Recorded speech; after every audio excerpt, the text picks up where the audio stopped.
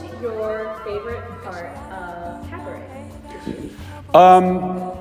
It kind of is my favorite part every year, getting to watch the student directors being able to give constructed feedback to the people that are in the show. It's kind of a point of emphasis for us in theater club to have those junior and senior officers being able to communicate their own process and like how they approach characters and approach roles and performance, and get to pass that down to people that we hope will become officers the following year or the following year after that. What do you think makes a production most believable? Like a scene, production, just acting in general, what do you think makes it most believable for young? Reaction. And it's a hard thing to communicate here in a cabaret, especially if it's solo performances. It's a lot easier if you're having like a duet performance or if you're working a scene or a group number, because you have other people on stage to react to. But if you're doing, say, a monologue or a solo piece and you're singing to someone or speaking to someone, who is that person on the other side? And having to create that for yourself, I kind of feel is doubly important at that point. So being effective at that is a real important part for me. Why do you want to do theater? Well, I crave attention. I've been in theater since like the first grade. You know, teachers saying, she's way too energetic, let's stick her in this class. Just worked out. You've acted before. What was your first impression? So again, this was in first grade. We did Annie Jr. I was just one of the background orphans, but my favorite memory from the show was during the intermission. We were all sitting backstage really bored, so we were like, let's tease our hair so we'll look like ratty little orphan children. And I kid you not, it's just all first graders coming out with absolute rat nests on their heads, and that's all people talked about for like the next 5 years.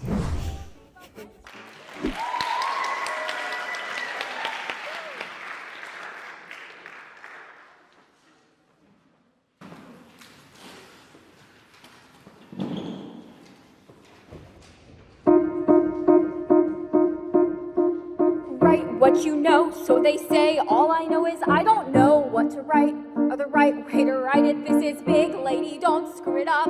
This is not some little vaudeville I'm reviewing. Poor little kids versus rich, greedy, sour pusses. Ha! It's a cinch! It can practically write itself, and let's pray it does. I may have mentioned I have no clue what I'm doing. Am I insane? This is what I've been waiting for. Well, that plus the screaming of 10 angry editors. A girl, it's a girl. How the hell is that even legal? Look, just go and get her. Not only that, there's a story behind the story. Thousands of children exploited, invisible. Speak up, take a stand, and there's someone to write about it. That's how things get better. Give life's little guy some ink, and when it dries, you watch what happens. Those kids will live and breathe right on the page, and once they're center stage, you watch what happens. And all I know is nothing happens if you just give in. It can't be any worse than how it's been. Picture a handsome, heroically charismatic, plain-spoken, skirt-chasing, cocky little son of a. Lie down with dogs and wake up with a raise and a promotion. So he's a flirt, a complete egomaniac. The fact is he's also the face of the strife. What a face the fact that's the face that could save us all from sinking in the ocean. Like someone said, power tends to corrupt, and absolute power, wait, corrupts! Absolutely, that is genius. Give me some time, I'll be twice as good as that. 6 months from never, just look around at the world we're inheriting and think of the world we'll create. Their mistake is they got old. That's not a mistake we'll be making, no sir, we'll stay on forever. Give those kids and me the brand new century, and watch what happens.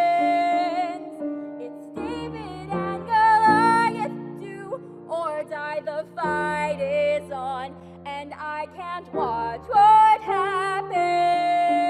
And all I know is nothing happens if you just give in. It can't be any worse than how it's been. And it just so happens that we just might win. So whatever happens, let's begin.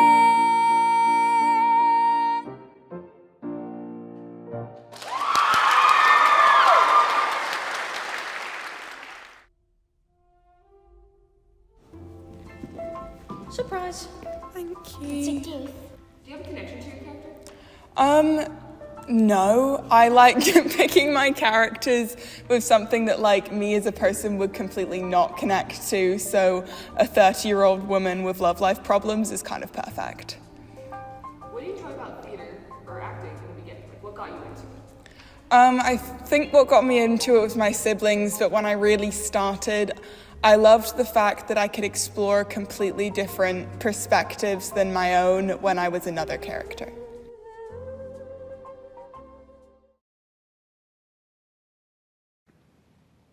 Where are you trying to run to, Pax? Can't you just stop and enjoy life while you're here? Lucky to be alive and breathing. I mean, there may be no tomorrow, and you may have missed today in some desperate, frenetic, striving frenzy. I like the people at the retirement home. Their time is limited, and they know it. They have a palpable sense of their limits, and they know how to enjoy the moment. There's an old couple there that I aspire to. They sit there all day, hand in hand, just breathing, staring at the TV. Yes, Pax, like just two bodies. Yes, a sitting down love. They have a sitting down love. You think love should make you jump up, stand up, achieve your greatest heights. Yes, love can do that, but it can also make you calm, centered, at peace, contented. Is that really what I want for us? You call it a life in retirement. I don't know, Pax. I just want us to be fulfilled. Yes, I know you want that too. So why can't you just accept things the way they are? It's not giving up. It's giving in, surrendering, being at peace. You say you want to fly on the stars and never look back, but Pax. Sometimes falling can feel like flying. Look at us. We don't have to solve this tonight. Tonight we can just take a breath, take a step back. We can retire to bed. Not retire forever, not give in forever. Just give in for tonight. Retire for tonight. Come to bed, Pax.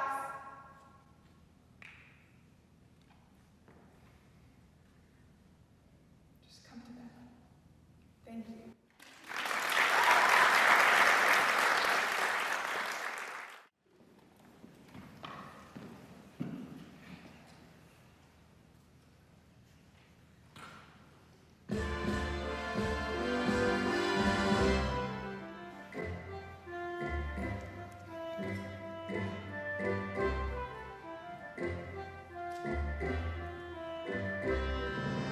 Why would a fellow want a girl like her?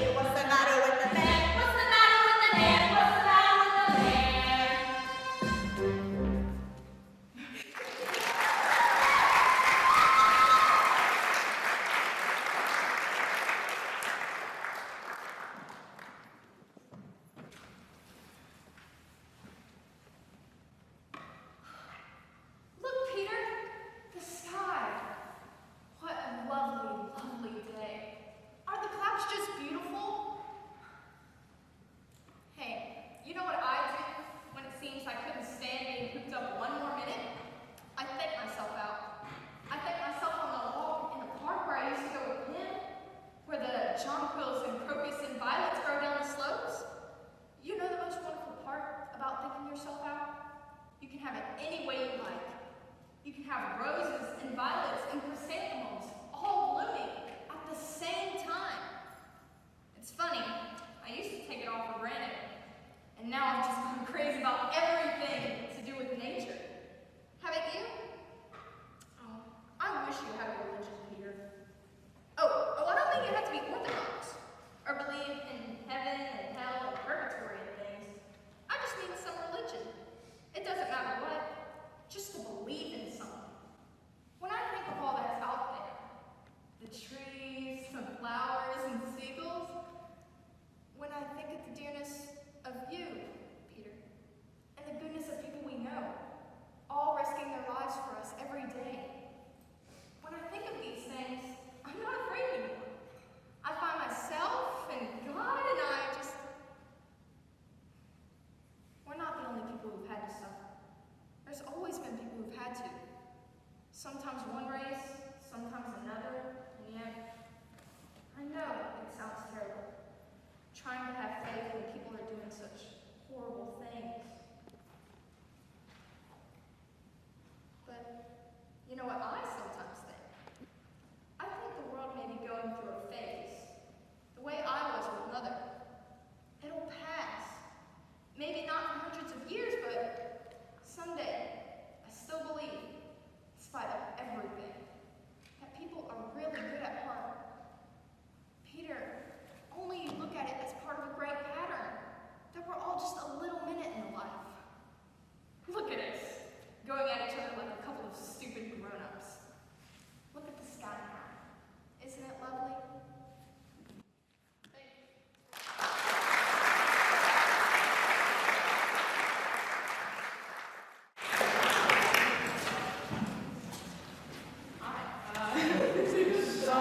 I got a job this summer. I was working in the kitchen for an Italian restaurant. I was the lasagna guy. Like, only made lasagna, that's all I did. But I wasn't a great employee because whenever I was having a bad day, I would go hide in a big freezer in the back and eat shredded cheese out the bag and cry. And one day my boss caught me, and I was like a deer in headlights, like sobbing and just shoveling shredded cheese into my mouth. I can explain. He fired me. Then I got a job at this place that sold school uniforms. And I had this coworker named Walter, and he was my age. And Walter and I took our jobs way too seriously for minimum wage. And so much so that one day this lady came in with a very big purse, and we caught her sneaking a shirt into her bag. And Walter and I, we approached her and we said, "Ma'am, you have to pay for that." And she looked at us, and she booked it out the door. And Walter and I decided we were gonna earn our $7 an hour that day. So we sprinted off after her, breaking protocol. And we're in a big outlet mall, so there's a very big parking lot. And this lady means business, so she's sprinting from one end to the very other. She's getting away with that shirt. And Walter and I do business too, so we're chasing after her. This is the most I've ever ran in my life. And she gets to the end of the parking lot. We've got her cornered. At least Walter, I think so. Until this big white van zips around the corner, screeches to a halt, sparks fly as it lurches to a stop. The lady rips open the van door, dives in head first with the bag full of clothes, and the getaway driver just zooms off. And Walter and I are gobsmacked because you have a getaway driver for a $20 shirt. Like, this is Ocean's 11. Having to walk back into the store empty-handed is so humiliating. We really thought we'd save the day, and we didn't. And so Walter is interesting. He's a 16-year-old boy with the name of a 70-year-old man, and the personality of a millennial Disney adult. Like, he'd take a photo of a random street in Disney World and zoom in until it was 2 grainy pixels, and be like, "You see that? That's a hidden Mickey." Have you guys seen, whenever families will go to Disney World for the first time, they'll, get a matching set of t-shirts and have, characters on it or something? So, a couple years ago, I found, a full set in a Goodwill, and it was, The Incredibles. So it was like the kids' names and like the characters, then Mrs. and Mr. Incredible with like Mommy and Daddy on it. And I thought a shirt that said Mommy on it with Mrs. Incredible on it out of context was pretty funny, so I bought it. And I brought it to school with me. This was sophomore year. One day I decided to wear it to class, but we'd only been on campus for about a week, so I still didn't know who any of the teachers were. I barely had any friends. I was running late to my 8:30 on this day, so I took the shortcut through the parking lot behind the CPT, and I saw this lady just kind of standing there.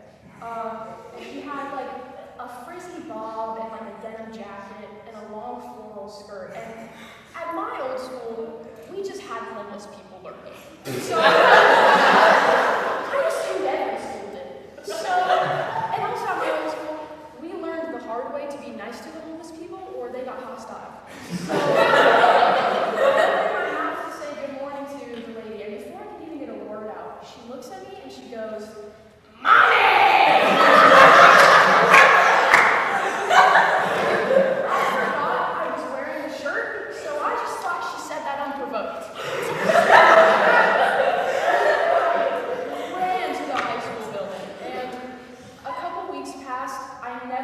Shortcut again.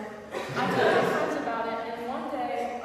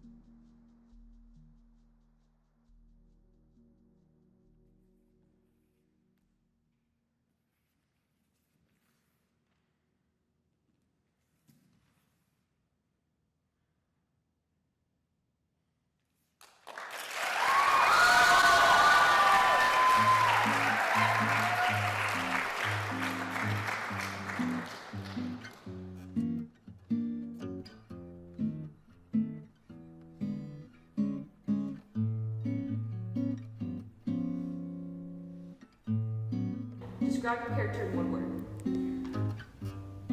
I would describe her as fed up. Did you show any energy for your character? I tried to channel different energies from different places, but mostly from feminine rage or feminine emotions. So I looked up like really deep female pieces to try and get like her perspective or my character's perspective to see like why she hates her mother-in-law so much, or why this got to this point. Thank you very much.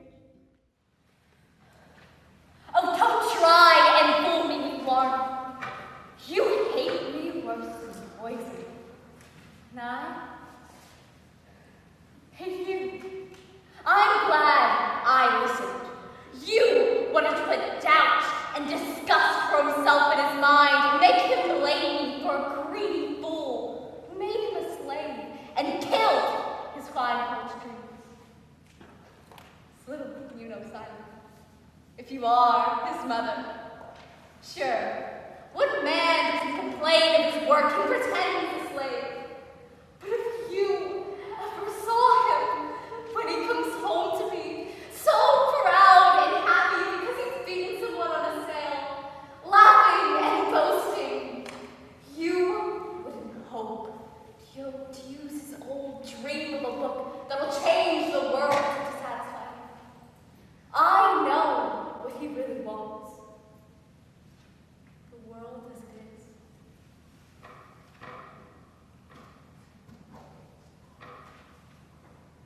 But what I wanted to say is that you don't know me.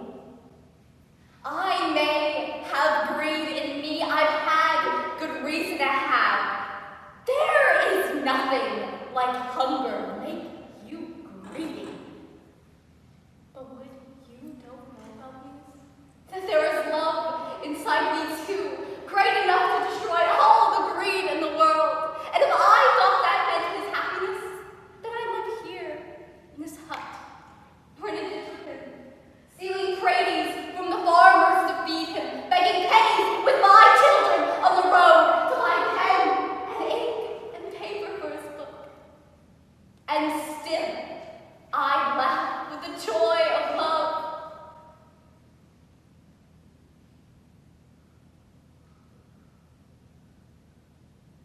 You think you and your Yankee pride in ignorance, because my father wasted himself on drink and gambling in Ireland, that dirty inn he came down here for is all I've ever known. But I grew up on a great castle-like mansion, full of servants and beautiful hunters. My father was a gentleman, an officer, who lived under the great Duke of Wellington in Rome.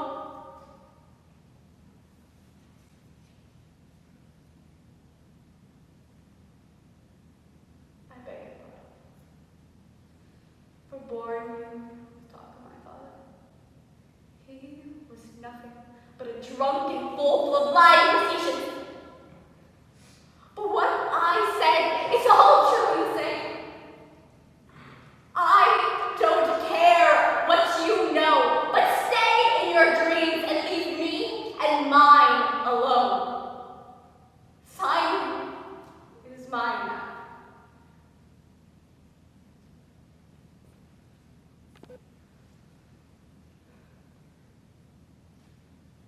I've bid you farewell now, Mrs. Harper.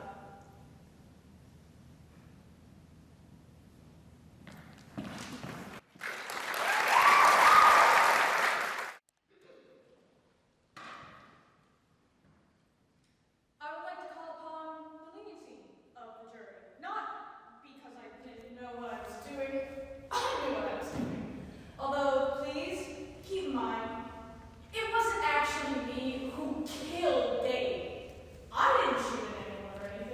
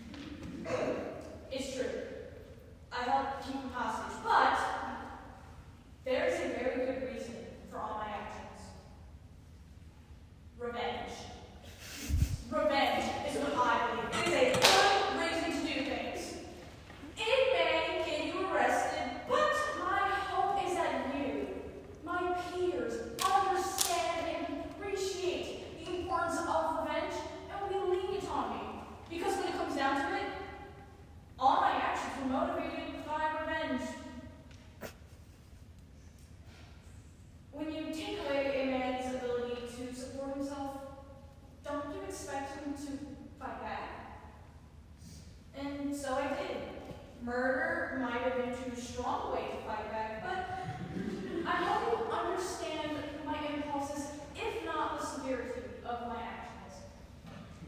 Thank you. Also, I'd like to say to those of you who want to copycat me and kidnap CEOs, I wouldn't do that.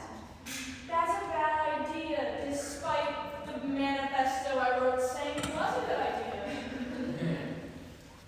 I no longer believe this manifesto. I am penitent and have seen the errors I have made in the past. But I was trapped. The system's against us. That much is clear. It is against whether or not you break the law. It is just against you. I think that's bad for a system. Thank you. And please, be lenient. Cool? Thanks.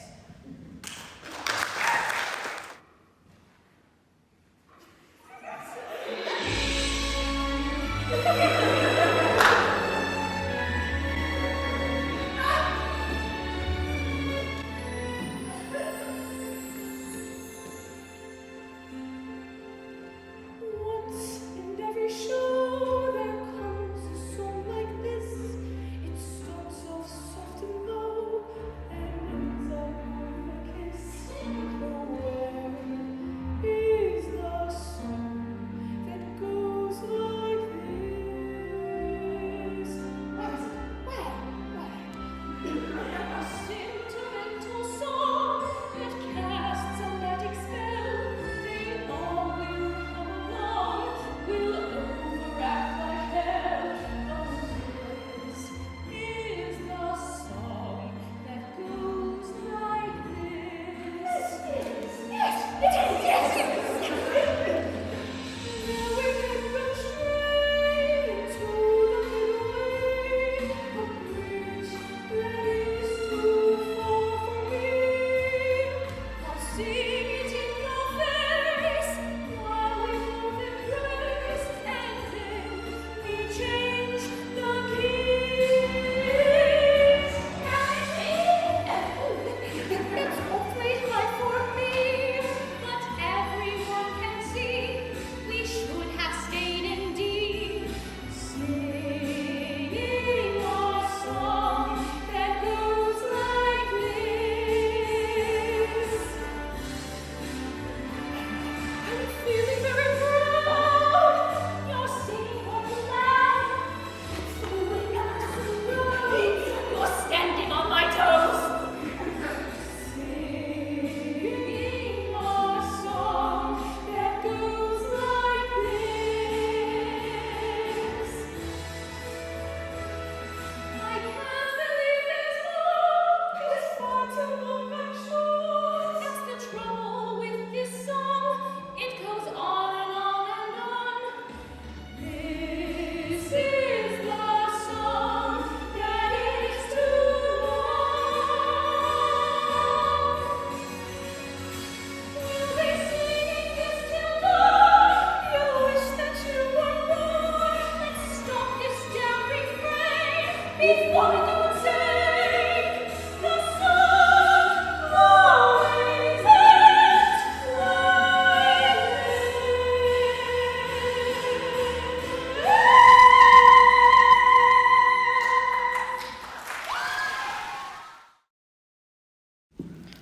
Merry Christmas. Thank you. Hi, Jay. Hi. What was it like directing this show? Give us a thought on your processes. Well, I mean, it wasn't like a normal direction sort of process. It was mainly just people auditioned and we decided what fit for a good show and then gave notes and whatnot. So, as we talked about earlier, this is what, your sixth year? I mean, your sixth cabaret show? Fifth cabaret. Fifth This is my cabaret fifth show. cabaret. That's really cool. Have you been in all of them? Yes, I have been in all 5 and directed 2 of them now, so that's fun. Very impressive. Is there anything that you look forward to for the spring cabaret?